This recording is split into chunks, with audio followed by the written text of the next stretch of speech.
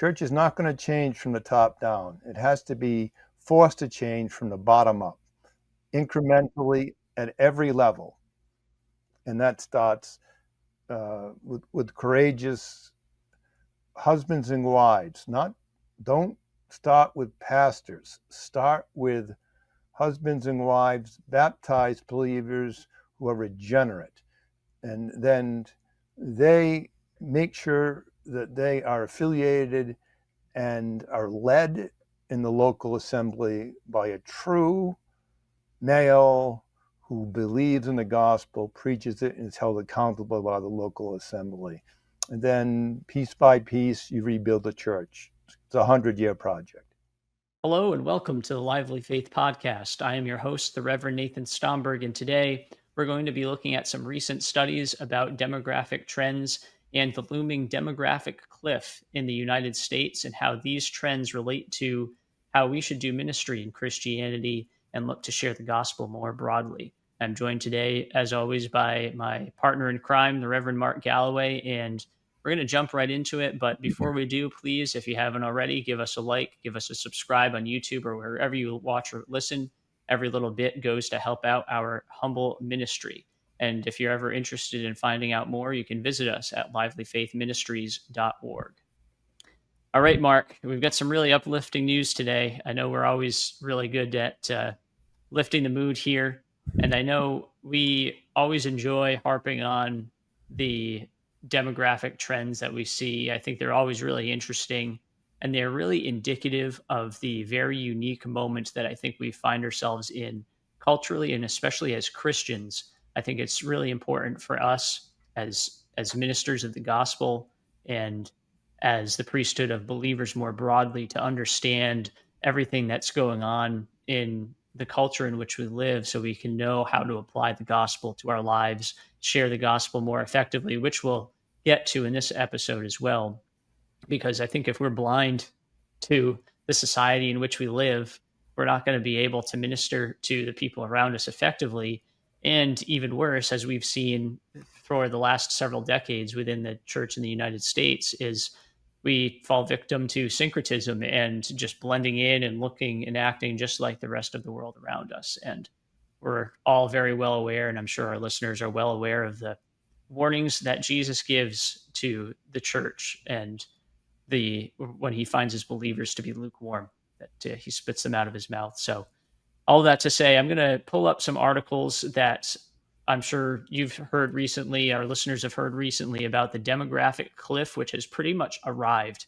And when they talk about the demographic cliff, it was in relation to actually an enrollment peak in secondary education and in high school graduating classes. The years 2025 and 2026 are understood to be the largest graduating and enrollment classes for college and graduating classes for high school, enrollments for college for the foreseeable future in the United States if trends don't change.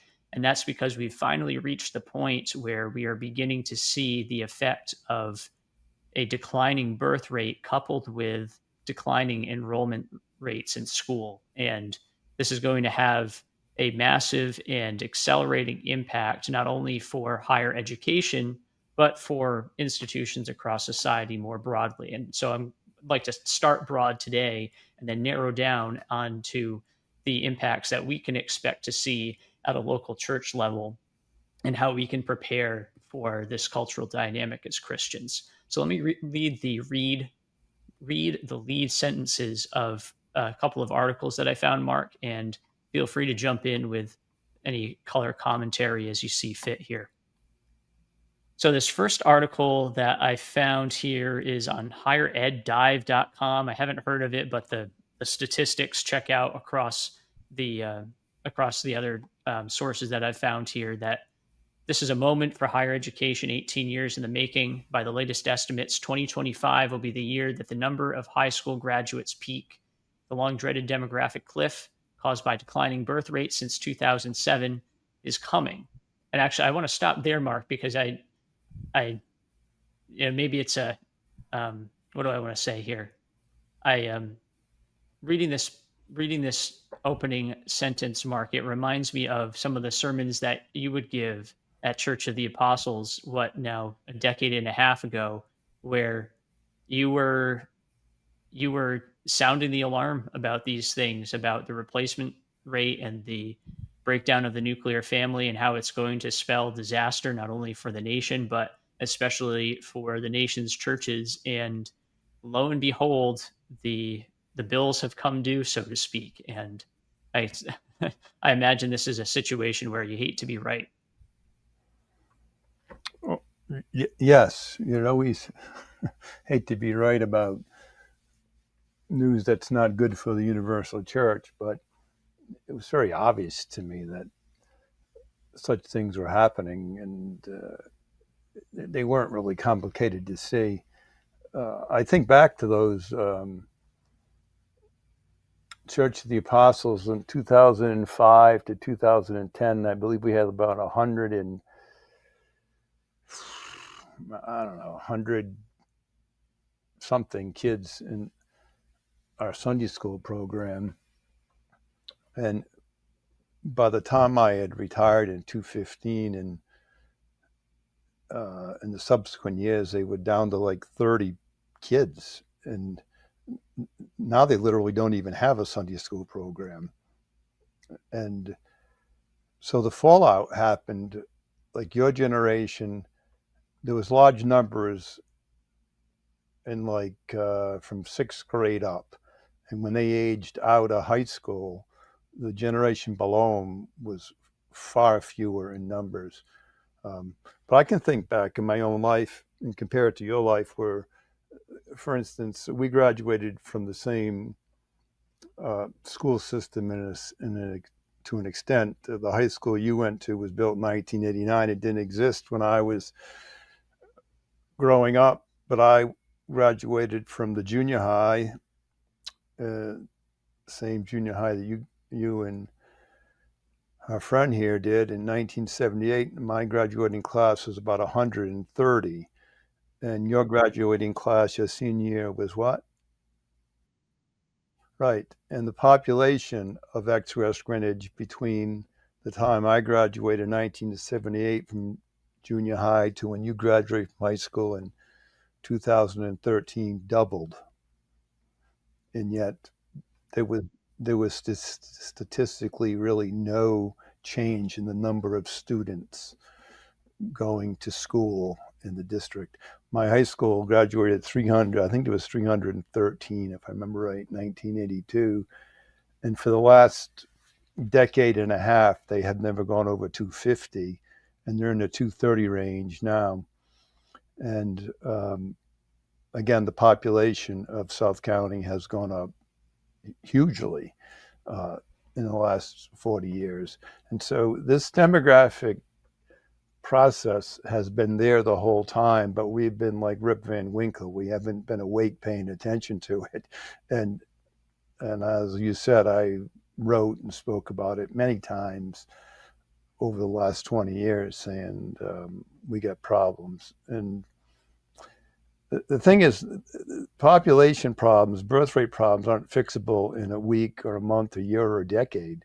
They take a long time for a culture to rectify the birth rate and to motivate and to create a value system, Judeo-Christian value system that gives honor to marriage and uh, parenting, and that the greatest gift that God gives us as a man and a woman is to be a parent.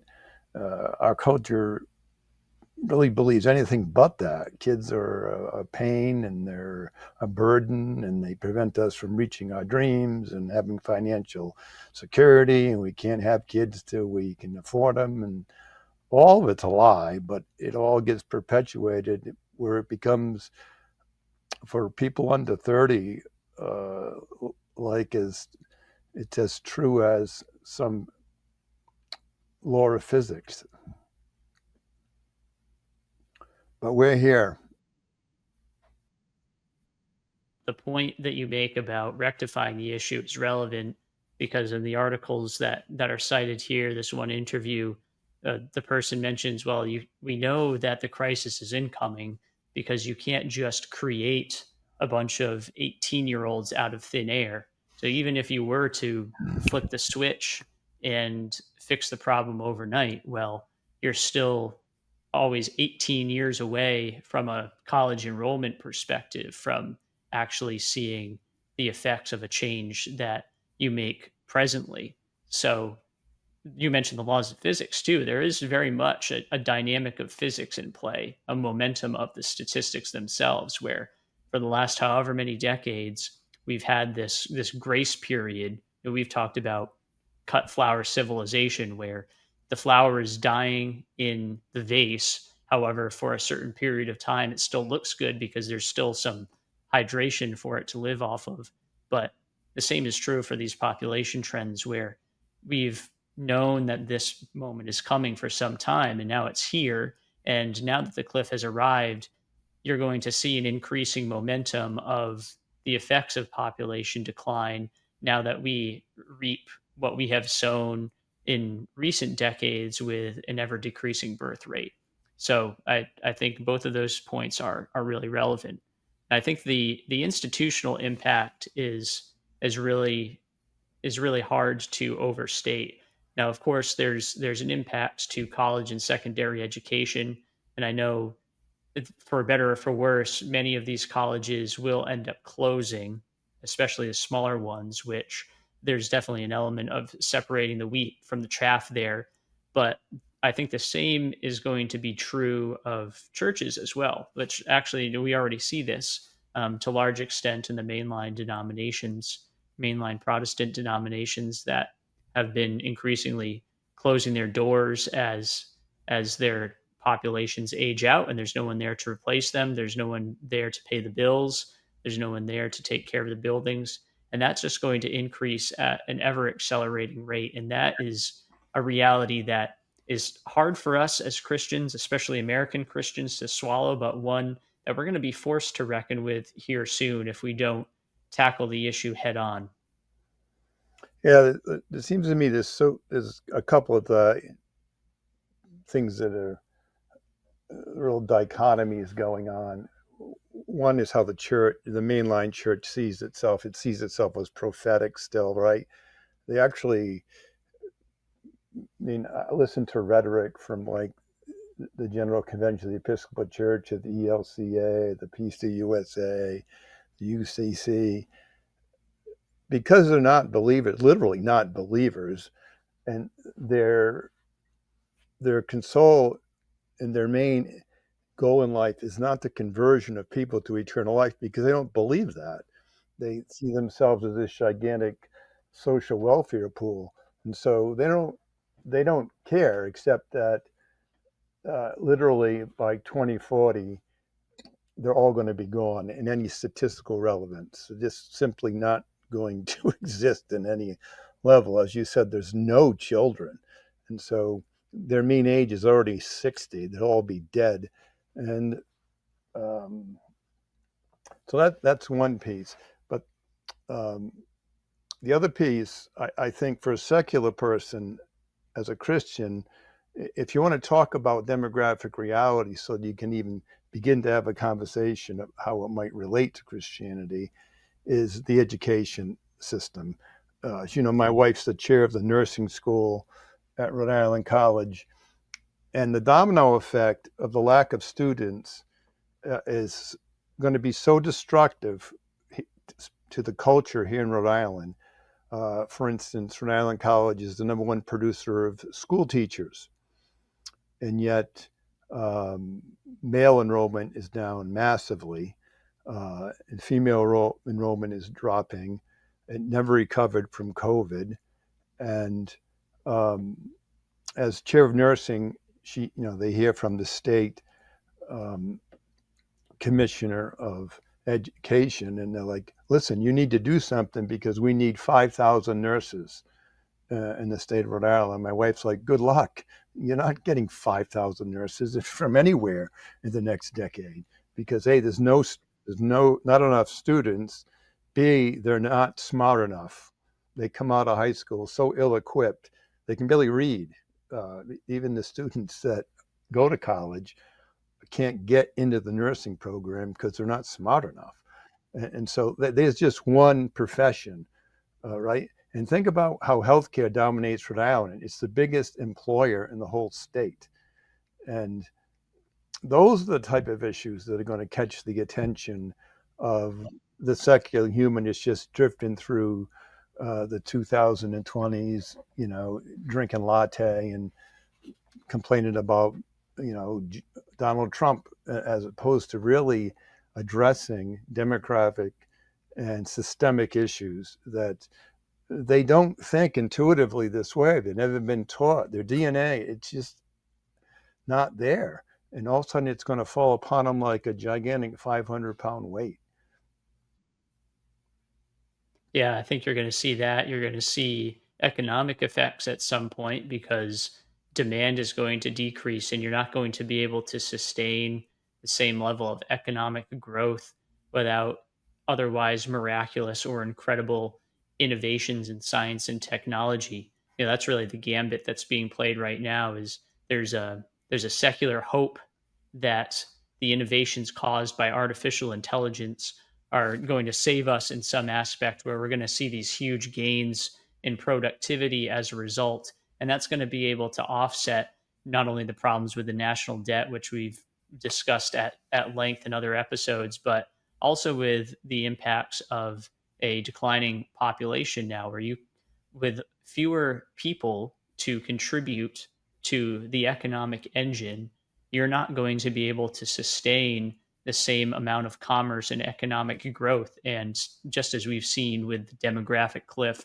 for secondary education here, there is also a demographic cliff for economic development as well. And that one's going to be much more serious. And to your point, is going to hit home a lot harder for the average secular person versus maybe the careful thinking Christian that may notice these things much sooner than people would otherwise.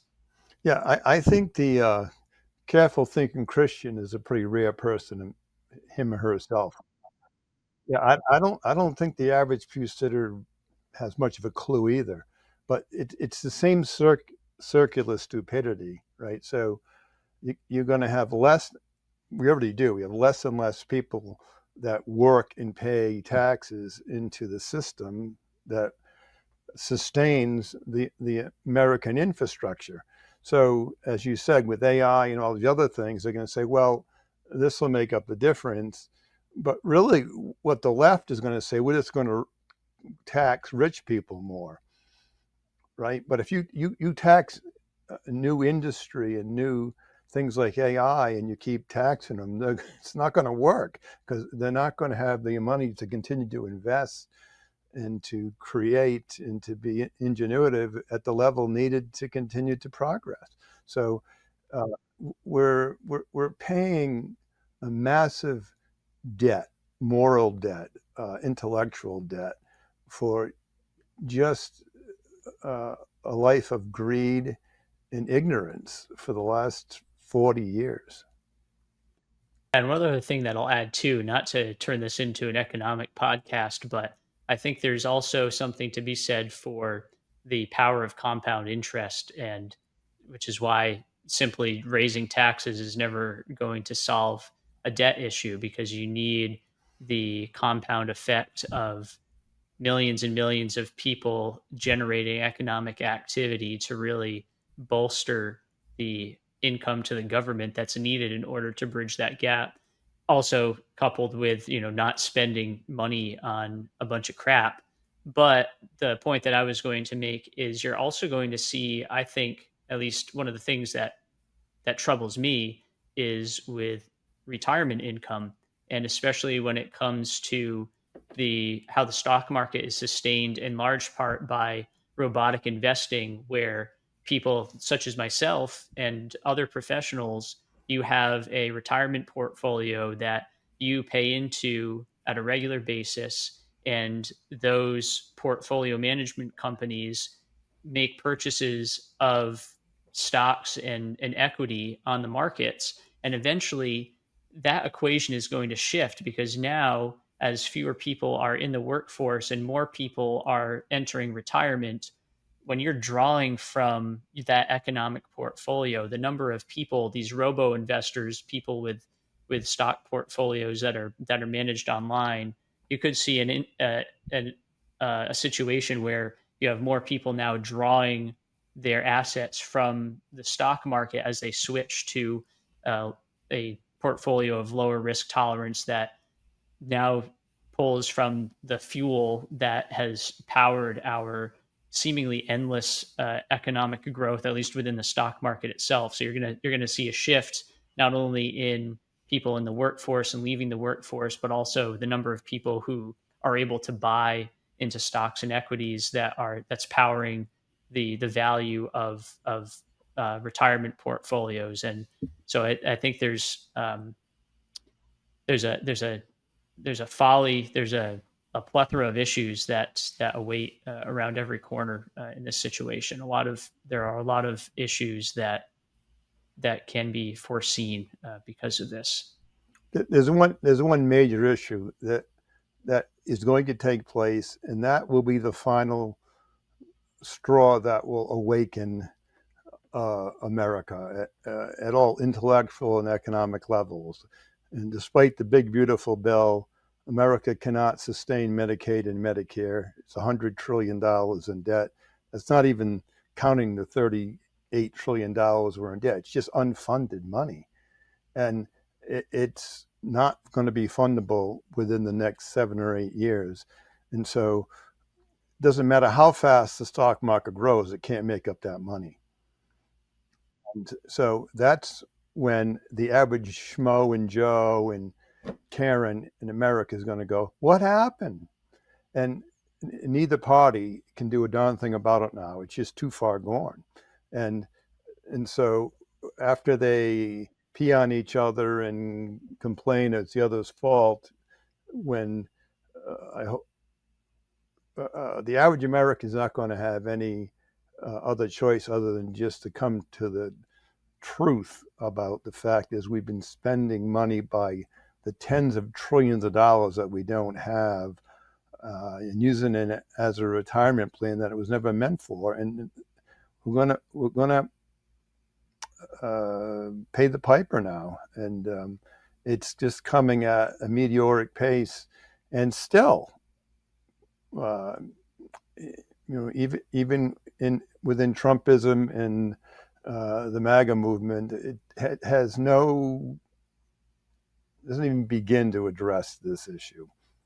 So to close the loop on this particular topic, I think to remind ourselves and to remind our listeners as to why we come back to this so often, and I think we have been trained to think, or we've been conditioned to think that it's it it seems incongruous for clergy and for those in teaching positions in the church to speak of economics and current events in such a manner. But especially in the case of economics, it really comes down to being a moral issue. It's not a political issue. It's something that's pre-political, because as we're seeing the effects of now, our fiscal irresponsibility is stealing from future generations, and we inch ever and ever closer to seeing the moral impact, the decrease on the quality of life and the flourishing of humanity for these future generations as a result of the greed and the ignorance, the incompetence of our leaders who have come before us.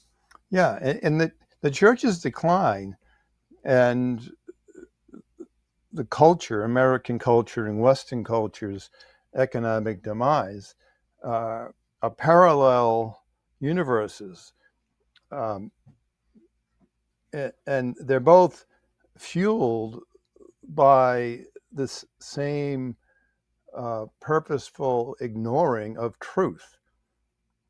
And so I'm sure we're going to get into this in a few minutes about so saying, oh, well, if we just preach the gospel. And as I said to you before we went on air, I go, I don't even know what that means anymore. Every liberal group and conservative group within Christianity is saying, oh, we got to preach the gospel. Well, you have to define what the gospel is first and then be consistent with it if you're going to actually educate any, however small the next generation is, and then they need to be raised in it and catechized in it, and it in a way that it's the most valuable thing in a family's makeup. Um, and so, what's happening to our sociological destruction and the fact that the church has become this anemic institution or institutions within American culture is a parallel track that's been going on since the early 60s. And again, until there's intellectual honesty in conversations, and you've heard me speak about this since you were a teenager, is that the church always lacks intellectual honesty in its discussion of a whole plethora of things, from natural law to the truth of the gospel, and that the gospel is immutable. There's no such thing as the Spirit doing one thing in one geographical area and doing it in something totally different in another place. That's all not true. And the church can't come to grips with truth. And so the culture ignores it. It just says, well, if the church has a bunch of plural truths, and I can have a bunch of plural truths in my life as well. And this is what you get. And that's why, a biblical Orthodox young man like yourself, I've spent 30 years fighting the fight. That's why our message seems like completely foreign and this bigoted nonsense, because they can't understand that the world has absolutes. Again, like the laws of nature and physics and the universe, this moral law is absolute. And they've never operated in that paradigm. And they've never belonged to a church or a parish that's even operated in that paradigm. And until there's, I don't even want to say would be prophetic voices, just courageous voices uh, that would just say that. Um, either they do it and they begin right now, or they might as well just start digging their grave and writing their dates on their tombstones, because we're just there. That's where we're at. Yeah, I think that's a really good transition into our Virtue Online article on that very topic. And I would add to that by saying, I think for our own sakes, right? I don't think you or I claim to be particularly courageous No, in talking about these issues, but I think it's relatively speaking, it's really just a simple courage or a simple boldness, especially for those who are in positions of authority in churches where the step of courage is that it risks making you less popular with your own congregation no because you're way. not necessarily telling them the things that they want to hear. So it's not even a heroic act that is required. It's just very, very basic engagement with the truth of reality and the truth of the sin that abounds around us. Yeah, I would just add is that what has driven priests and pastors across the denominational spectrum for 50 years is their own economic security.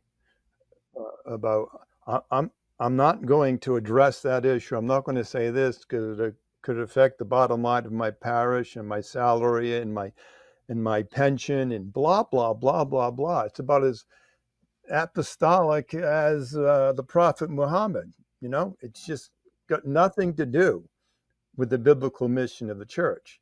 And that's what comes to dominate, quote, professional clergy's lives forever, as opposed to being men just called with a charism to share the gospel and the whole counsel of God. It's as simple as that. And it's like, I don't know, I've given 100 lectures around the country on it since 1995, and most people look at me like I'm a total alien. Well, they might be looking at you funny for other reasons, but we can talk about that another time. Thank you. I always can count on you for Yeah, that. yeah, I'm here for you. So I'll start by reading. I'm going to read through this David Virtue article. It's pretty short, so we'll read through the whole thing. He's discussing a similar trend in the Anglican Church of North America, ACNA, ACNA, depending on what you feel like calling it, given the day. So David Virtue writes, deep dive into the latest Anglican Church in North America statistics reveals a disturbing trend that, if not addressed, could see a downturn in the foreseeable future. Latest figures reveal the major source of growth was in the South, specifically in the Bible Belt, while the North got few pickings. It is much harder to make new converts and plant a church in the North. You and I, Mark, are A both intimately familiar with that. little For bit. example, for example, there is no Anglican presence in Philadelphia, the sixth largest city in America. A church plant in Germantown closed, and while there has been much talk of planting a church in downtown Philadelphia, none has transpired. You can stand on a street corner in Dallas and scream, Jesus saves, and probably start a church. Try doing that in New York City, and a van filled with men in white coats will gently lead you away. The six dioceses that make up the North saw the closure of 10 parishes. The South had small net gains. While overall the ACNA trend is upwards, the number of new parishes rose by 14, or 1.4%, from 1,013 to 1,027. However, there were zero church plants in 2024. And that figure surprised me because, as you know, I attend a church affiliated with the ACNA now. And obviously, here living in the South, things typically are more vibrant spiritually than they were in New England. And when you listen online, there's generally optimism about the state of the ACNA and how the ACNA is growing, which it is. But this is the first time that I've heard a commentator differentiate between, and I think he's going to get into this, a differentiation between decisions versus people who maybe convert from other denominations within Christianity. So let me continue with that. There's a few more paragraphs, and then I'll hand it over to you. So he asks, what about the people? That is the real issue. There were 119 decisions between 2023 and 2024, which was an increase from 6,315 to 6,434. There were 565 more baptisms, 207 more confirmations, and 104 more marriages in 2024 than in 2023, an increase across the board. But none of these groups, except for decisions, will guarantee long term growth. Baptisms are notoriously one off church attendance events. Marriages come and go, mostly go. By eliminating baptisms, confirmations, and marriages as in house additions, the 119 decisions for Christ is not a healthy trend. To survive, ACNA will need thousands of new converts or decisions if the denomination hopes to survive beyond the deaths of the boomer generation, who are the major financial support of the churches with their dollars. They will all be gone in a decade. Church communicator Carrie Newhoff, who says only 1% of pastors say their churches are very effective at doing a good job of evangelism, that is, reaching the unchurched. This means that 99% of pastors admit they're not very effective and have either given up or don't believe in doing it. Evangelism is on life support. The demise of evangelism is an existential problem. Now, I'll pause there. This actually goes on for a few more paragraphs. So it differentiates between people who are actually converting to Christianity within the ACNA versus other statistics, including baptisms, confirmations, and marriages, and people who are joining membership from other churches. And of course, it's doing better than the Episcopal Church USA, but 119 conversions is certainly not, let's say, keeping in step with the statistics that we'll see in a few minutes about how quickly people are transitioning out of Christianity as well. By I'm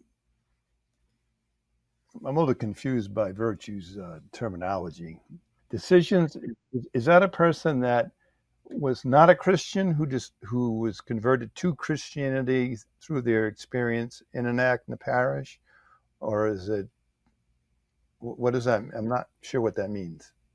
I think that's also not particularly clear from my reading of the article. And I think too, we can add that to maybe our critique of what he's writing here. because he refers to it as decisions. I read that as conversions. So he's talking about people who were previously non-Christian Okay. that proclaim or profess faith in Christ after attending an Right. ACNA church. Okay. And then they're subsequently baptized and so forth and so on. Yeah. His point about evangelisms on life support is like the ultimate understatement of the last 30 years. What's going on in the churches isn't evangelism at all, in my opinion. Evangelism simply is not complicated. It's not calculus. It's simply sharing the truth of the gospel uh, to others, everybody, people in your family, people at work, people and your neighbors, about how you were once lost, as Newton says, but now I am found. And it's simple as that. But evangelism doesn't mean that in the contemporary church. From Catholicism to the right side of evangelicalism, it's evangelism is having an atmosphere that you create at parish or congregational level that you think is attractive to non-churchy people. And so it almost never is about directly asking if they're sinners and do they believe that without the grace of Christ that you do not spend eternity in the presence of God. It is like, hey, we have a nursery and we have a coffee bar after our service, and et cetera, et cetera, et cetera. Uh, that's what evangelism is. If I was to go back in and consult in the parish and I said, let's talk about evangelism, and I asked them the question, um, I used to always ask this question. I said, if your church, St. Swithburn's, isn't here next year, what difference would it make in your community, your town, or your city? And I would always get the same answers. It'd be like, well, there wouldn't be a soup kitchen here. There wouldn't be this. We wouldn't have our coat drive this year.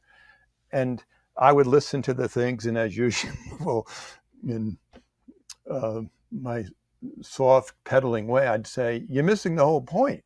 The whole point is that people wouldn't come to salvation in Christ because they wouldn't hear the gospel.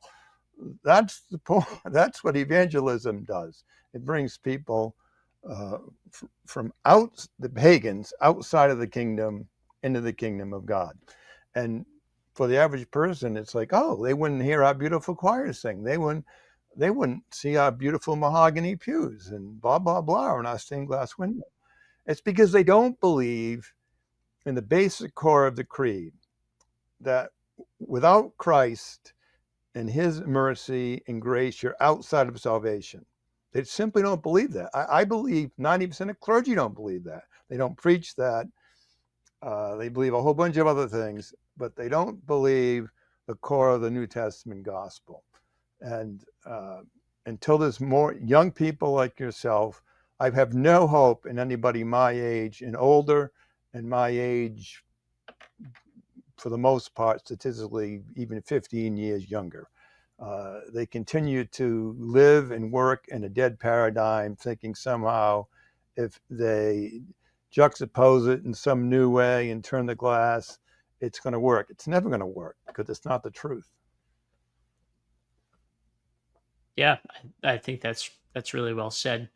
And I think too, it's a matter of syncretism, right? I mentioned that earlier, where much like the folly of the ancient Israelites, where you exist among other cultures, among different people, and you begin to take on elements of those surrounding cultures, which for the people of God is a negative aspect because we're called to be salt and light in the world. And I think what we see, especially with churches, parishes operating out of this older paradigm, and certainly within mainline Protestant churches, it's it's outdated syncretism, to say the least, where you're not only you're not preaching the gospel, but you are trying to adapt a paradigm of what might have been attractive for secular people 30 years ago. And so not only do you look like the culture, but you look like old people within the culture, if that makes sense. So you're not even catering, you're not even doing a good job necessarily of trying to cater to a younger audience. Now, you have other churches that do take up different programs that again um, are equally mistaken and problematic to attract younger people, but yeah, it's all part and parcel of the same issue. Um, the Yeah. other issue too. Oh, go on. Well, I can go back into my mid to late 20s when I was in formation and then became a priest. The men I admired and were my mentors, they had no idea how to evangelize people. At the time, it was towards the end of the height of the charismatic movement. But this charismatic movement really wasn't about converting people. It was about like self-consumption. It's like so much of the Pentecostal movement. It's about you go to church to get a bunch of stuff for yourself to make yourself feel better. And that's, the generation that came before me were guys that came of age in the 50s and 60s and then had been rectors for 20 years. They didn't have to do anything. They didn't do anything to grow their churches. After the war, they just had to build churches in every town in the country and people just filled them up. But it had nothing to do with the efficacy of their preaching the gospel. Instead, they became therapists and socioeconomic justifiers of the lifestyle of the people that made up their congregations and blah, blah, blah, blah, blah. And uh, again, we're not just 30 years into this.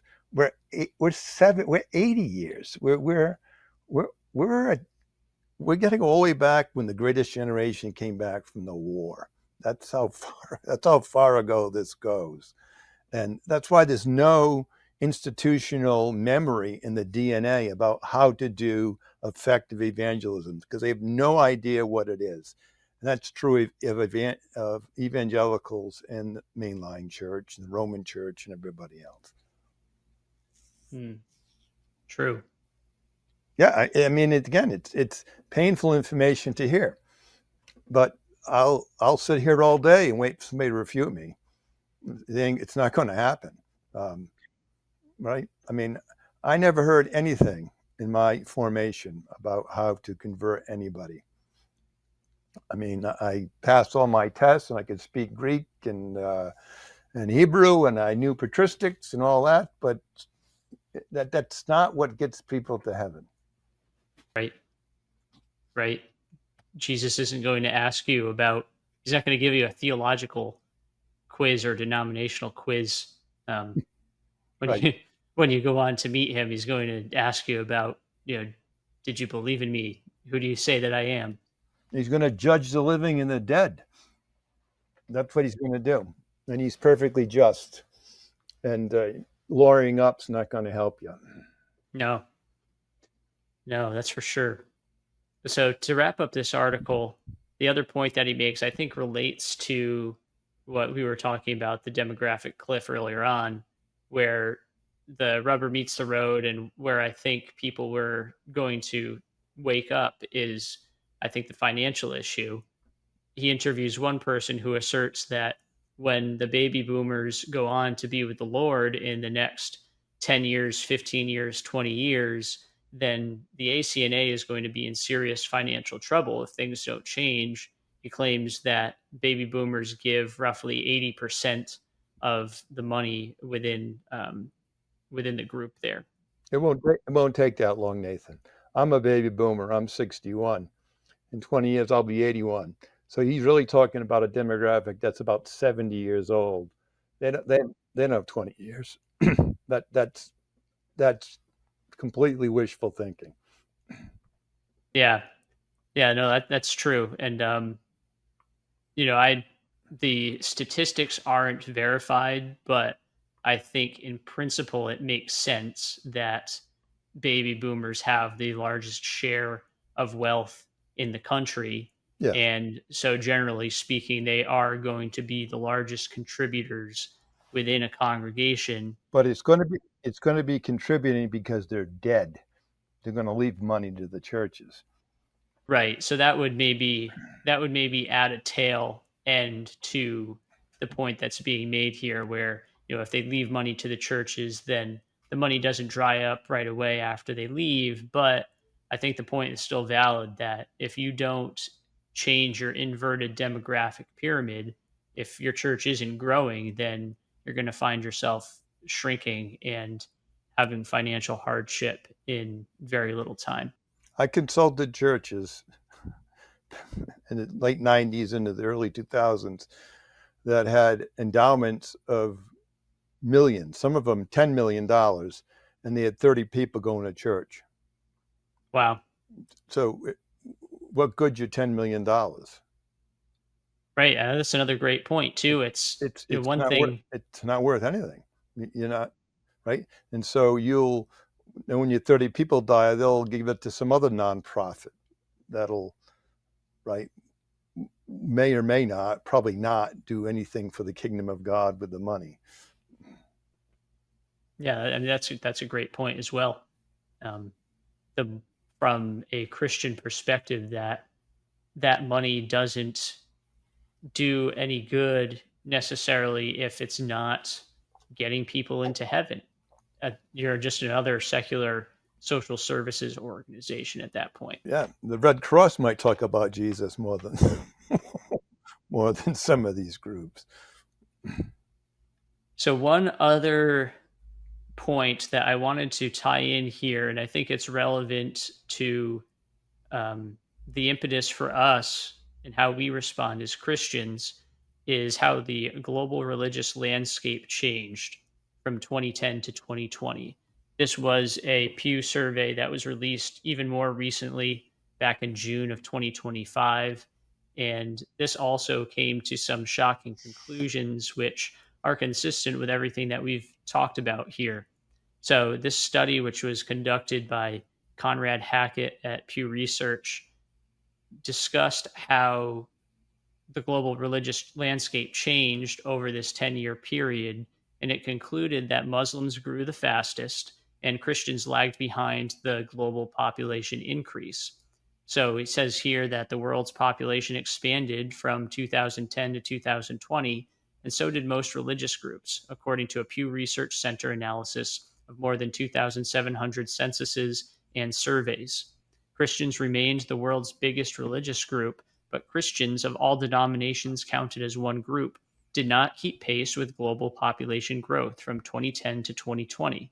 The number of Christians rose by 122 million, yet as a share of the world's population, Christians fell 1.8 percentage points to 28.8%.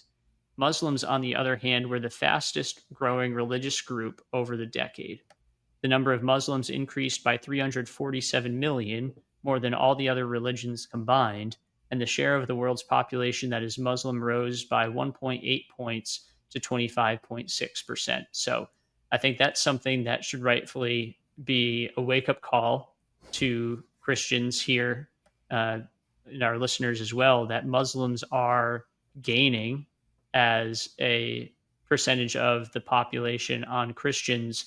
And I remember hearing about this elsewhere. I can't seem to find it in this article, but there is going to be a tipping point in the near future if things don't change where the number of Muslims could overtake the number of Christians. I think it might be by the year, some say 2050, others have said as soon as maybe like 2035 or 2040. But I'm inclined to believe that, especially as cultural trends hold here in the Western Hemisphere. The other point that I wanted to raise, Mark, was the changes within religious groups. And that comparison was really stark. Let me see if I can find it here. So, this refers to a term that Pew calls religious switching. It says many more people grew up with a religion than grew up with no religion. And most people, as a result, still identify with a religion, but the balance between the groups is changing. Using surveys from all over the world, we analyzed data from adult respondents to capture the switching that has occurred in more recent years, we use data from adults aged 18 to 54.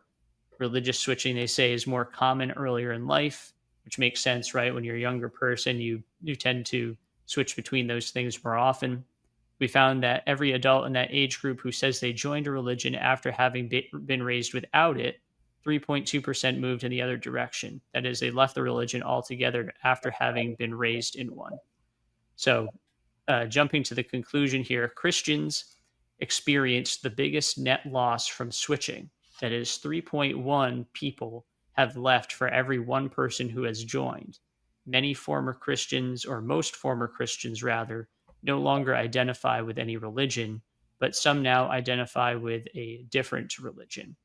Now, in comparison to that, Muslims, for every one person that leaves, 1.2 people join, which really I think speaks to why they are growing as a share of the world's population.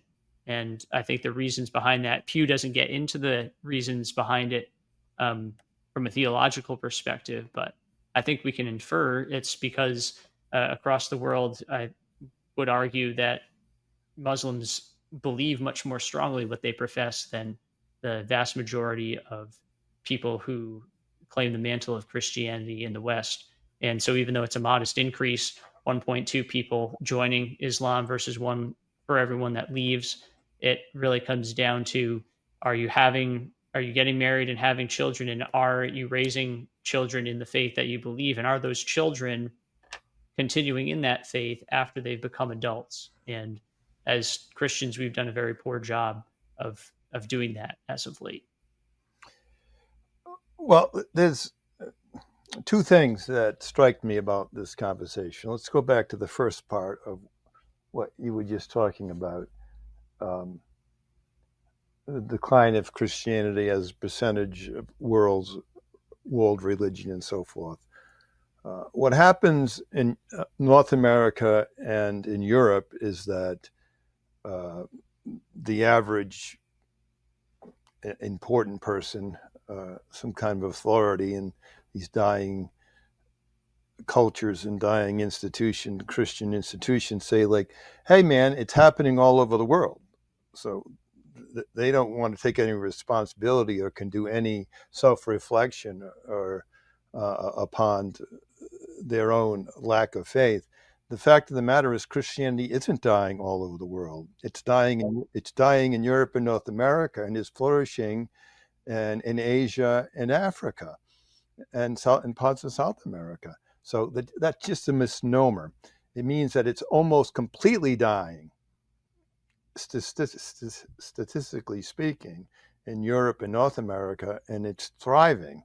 Um, Kenya, Nigeria, all these places, Christianity grows by like 5,000 people a week or so.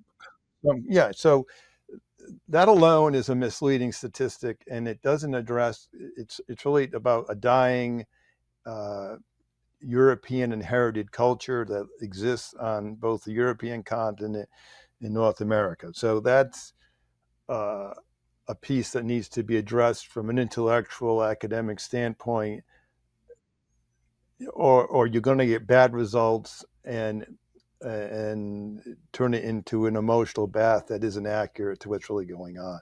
The second thing about Islam, a 1 to a 1.2 ratio, and it is gaining ground all the time, is that it takes place in a completely different paradigm than Christianity. There's no forced conversions in Christianity. Christianity is something that's willingly taken on voluntarily, right? So uh, when American and English missionaries evangelized Africa, uh, it was done through the preaching of the gospel and the sharing of the gospel. That's not how Islam works. Islam is not run by free, democratic, pluralistic societies. And so it's all about population growth.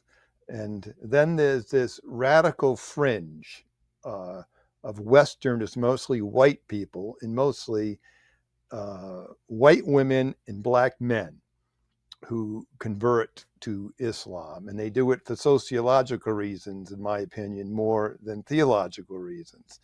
And so Islam's growth is mostly to do that its birth rate continues to stay steady at whatever it is, 6.5 children, and um, and if you leave it, the penalty is death, and so that'll keep you in something. And so when you have a conversation about all these things, it's much deeper than that article is even insinuating. And so when we talk about it at a world level, we have to be able to talk about it geographically and geopolitically, besides just the faith issue. Islam doesn't convert anybody. It doesn't even believe in converting people. Neither does Judaism, right? Doesn't even try to do it. Christianity is completely based on the sharing of the gospel. Its whole purpose is to share the gospel, that Christ is the divine logos, the only Son of God, the creator of heaven and earth. That's not the goal of the other two major world monotheistic religions. Yeah, thank you for that clarification. I think that's something that's easy to miss, especially on the first read through of these statistics here. And I think it also speaks to the history of Islam when you look at how it's been spread throughout the world. It's only ever been spread by force and through militaristic means. And when you compare that to the spread of the gospel across the nations, where, like you said, through the preaching of the gospel and through voluntary conversions, of course, with some exceptions, but by and large, right? It's a voluntary faith that you are free to either agree with or deny, and that is consistent with the nature of God and God's love and the free will that He gives us to either accept or reject Him. Yeah, and it's also the principle that led to democracy, right? And the idea that women aren't property, and just compare how women have been treated in Christianity, uh, and how other groups, minority groups, and everybody's been treated in Christianity over time, especially with the evolution of social thought, and compare it to Islam and how women are treated in contemporary Islam. It's a completely different world. And Islam's challenge will be as it gets more westernized. So Islam's not as intellectually sophisticated as people might think it is. I don't think it's sophisticated at all. And as it tries to take over Europe as it once did before they got booted out of Spain, right? When members of Islam or any ethnic race encounters true freedom, the true ability to make choices and have freedom, they will, as the generations merge into the next, move away from that religion that's oppressive. And so the idea that just Islam is automatically going to take over the world is my opinion, is a fallacy. The only way they could do it would be by military force, and they're not strategically, economically able to do that, and they won't be I don't think they're ever going to be able to do that. And so there's a whole bunch of dynamics going on here that true Christian scholars who are Orthodox believers need to be speaking to and writing about. But instead, we got a bunch of people with a lot of initials under their names who don't believe anything and is sympathetic to Islam and think Islam's invasion of Europe and the old Christendom of Europe and North America is a great thing. It's a horrible thing. It's a graceless, false religion. And until believers can say that, they will never be able to confront it and confront it with the truth of the gospel, especially in an American free culture. Again, hard work, hard things. I don't think they're hard to say at all. To me, they're just so obvious. But somehow I became a hero by just saying, that's not true. Yeah, as is so often the case. So I think a good way to wrap it up then is related to what you're saying, and it's from our perspective right now, how can we as Christians grapple with these trends and prepare to go forth with the gospel and counteract some of the things that we're seeing. And I think to the point that you made earlier, we need to get beyond just saying, "Oh, well, we need to preach the gospel." We need to be able to instead define for ourselves what we actually mean when we say that. And of course, when we mention the gospel, we mean the gospel of Jesus Christ, that there is no way of salvation apart from him, which gets to your point about Islam, right? That we have to be unafraid to make exclusive truth claims about Christianity because that's exactly what Jesus Christ did. He did not say that he was one of many paths to heaven. He said, I am the way, the truth, and the life, and no one comes to the Father except through me.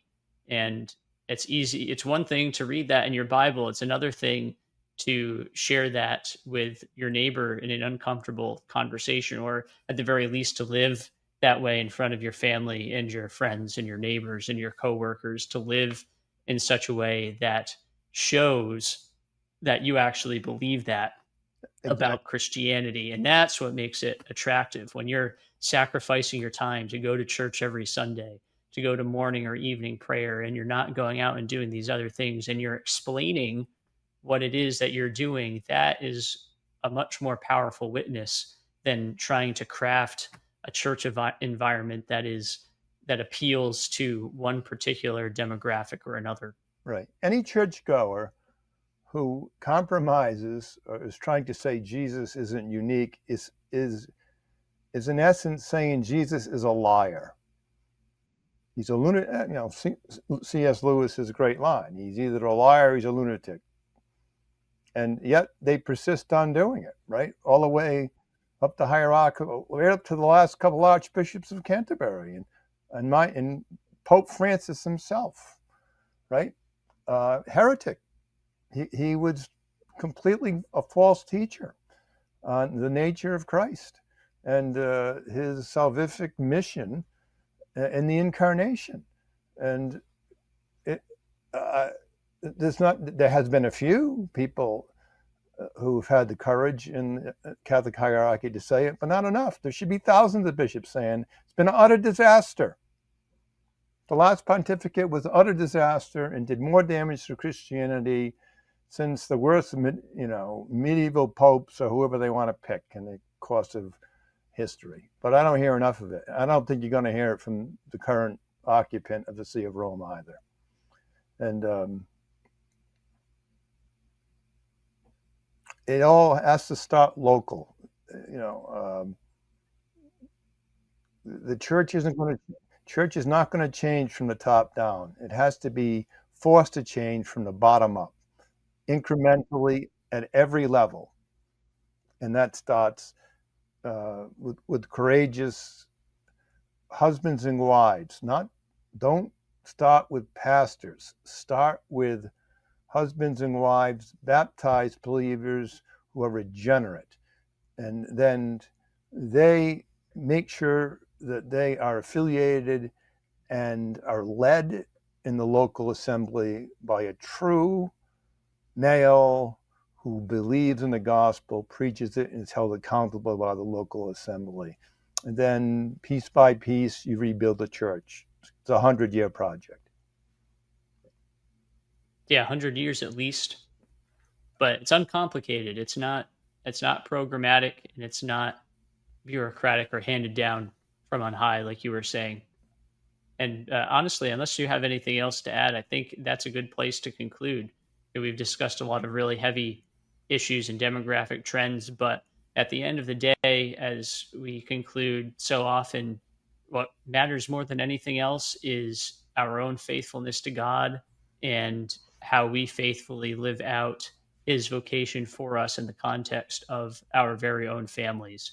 And that's where it starts and that's where it ends. Because if we're not able to live faithfully and preach the gospel to ourselves and raise our families in a gospel centered environment, then we really have no hope of strengthening and raising gospel centered churches and bringing that outward to our surrounding Yeah. communities. The greatest irony for me, as I've been thinking about this whole year, is 2025 is the 1700th anniversary of the issuing of the Nicene Creed. And uh, the church should have been all over. It should have been, it should have spent, and I mean the church, not just the Roman church, the whole wide church, at least the churches that say the creed. Uh, it should have been the main thrust and theme of the whole entire year. This massive catechesis on the Nicene Creed. This is the great tradition. This is the church's message. It's consensus message of the church. It's immutable. It's for all time, and it's been anemic. Absolutely. So Yeah, that's a great point, and I would agree it's a total missed opportunity. yeah, yeah. They now you got to wait 100 years for it to come along again, right? It's like so. It's like no. It's just staggering to me. I've heard lip service. This is going to happen. You know, it's like gathering at the Flag Bowl on prayer day once a year or something, and thinking that's like making a big difference. So, um, I just saddens me that the most significant council in the history of the church is just no big deal. We'll just let it go by. It's just more of the same.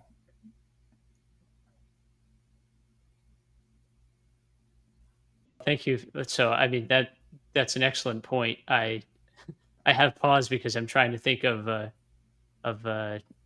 more a good forward looking statement for us here. I guess I would say, these are not easy conversations for us to have, but it's only by having them that we can ever see any real improvement, and it helps us to hold each other accountable and to challenge ourselves to grow in faith and to step out in faith and do ever more greater things for the spread of the gospel. Yeah, And we can't turn this into therapy, into this no, idea that we, as commentators and pastors and preachers, that we have to end on something that's going to always make people want to feel better about themselves. Uh, uh, Living in blessed assurance, knowing that you have eternal salvation, that nothing's separating you from the love of God, and you can count every endeavor that ever happens to you as joy, that's what gives us joy every day. Not that all this other stuff's going well. You know, right, it wasn't going well for the first 300 or 400 years in the church when they were killing everybody because they believed in Christ. I really don't get it, Nathan. I don't get this modern um,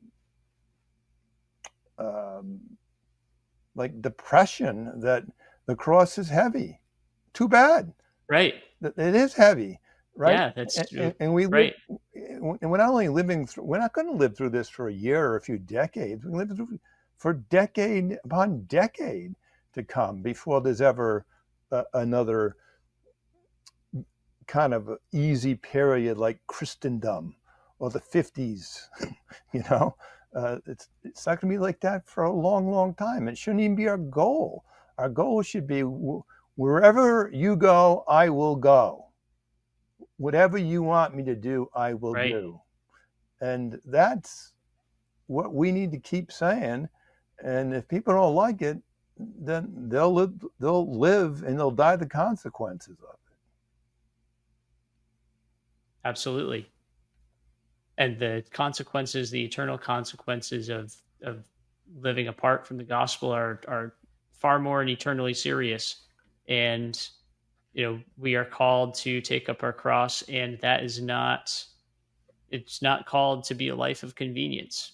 My burden is easy and or my yoke is easy and my burden is light, Jesus tells us, but that's not in regard to the the immediate temporal challenges that we are going to face. It's Correct. about the peace which surpasses all understanding, that guards our hearts and minds in Christ Jesus, that enables us to do Right. those difficult and challenging things. There's a real danger that goes back to our conversation when we're talking about Trump's reelection, and